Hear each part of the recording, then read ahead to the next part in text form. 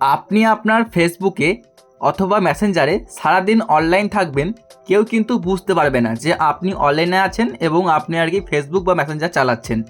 তো আপনি এই সিরিজটা কীভাবে করবেন আজকে দেখিয়ে দেবো। কারণ অনেকেই চায় যে তারা আর কি ফেসবুক এবং মেসেঞ্জার ব্যবহার করবে, কিন্তু কেউ জানতে পারবে না যে সে আর কি অনলাইনে আছে। তো এটা আপনি কীভাবে করবেন চলুন আজকে দেখিয়ে দিচ্ছি। আচ্ছা, এই কাজটা করার জন্য প্রথমে কি করবেন, আপনার ফেসবুক অ্যাপে চলে আসবেন। তো আমি এখানে চলে আসছি আমাদের জাস্ট ফেসবুকের অ্যাপে, এই দেখতে পাচ্ছেন ফেসবুক, আমি ক্লিক করে অন করলাম। এরপরে আমি অন করার পর এখান থেকে চুজ করে নিচ্ছি আমার প্রোফাইলটা। তো এটা আমার পেজ, তো আমি এর জন্য থ্রি ডটে ক্লিক করে আমার একটা প্রোফাইলকে জাস্ট চুজ করে নেবো। সাপোজ মনে করুন আমি এই যে আমার অরিজিনাল অ্যাকাউন্ট সুমন দাস, এটাকে আমি সিলেক্ট করলাম। এখন আমরা এটাকে করার জন্য কি করতে হয়, ফার্স্ট অফ অল দেখুন এখানে শো করছে বাঁ দিকে থ্রি ডট, দেখতে পাচ্ছেন আমার ক্ষেত্রে বাঁ দিকে শো করছে থ্রি ডটটা। এখানে হতে পারে যে আপনার ক্ষেত্রে ডান দিকে শো করবে। তো আপনি সিম্পলি থ্রি ডটে ক্লিক করবেন।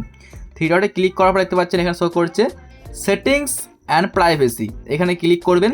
তারপরে আপনি সেটিংসের মধ্যে ক্লিক করবেন। আচ্ছা, সেটিংসে ক্লিক করার পরে আপনি এখান থেকে খুঁজে নেবেন একটা সেটিংস যার নাম হচ্ছে অ্যাক্টিভ স্ট্যাটাস।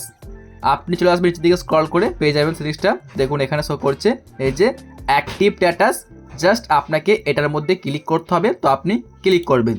তো তারপরে আপনার সামনে এরকম পেজ আসবে, এখানে আপনি ক্লিক করবেন একবার। তারপরে এটাকে যে টার্ন অফ, এখানে ক্লিক করবেন। ব্যাস, এটা অফ করলে কি হবে, আর আপনি সারাদিন ফেসবুক ঘাঁটলে বা মেসেঞ্জার ইউজ করলে কেউ কিন্তু বুঝতেই পারবে না।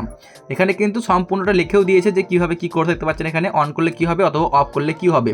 তো এভাবে কিন্তু আপনি এটাকে ইউজ করতে পারবেন। বন্ধুরা, আজকের এই ভিডিওটা ভালো লেগে থাকলে আমাদেরকে একটা লাইক করবেন এবং চ্যানেলটিকে সাবস্ক্রাইব করবেন। আর অবশ্যই আপনারা আমাদের এই পেজটিকে ফলো করে রাখুন। আমরা অবশ্যই আপনাদের জন্য আরও নতুন নতুন ভিডিও আপলোড করব। ভিডিও দেখার জন্য অনেক অনেক ধন্যবাদ।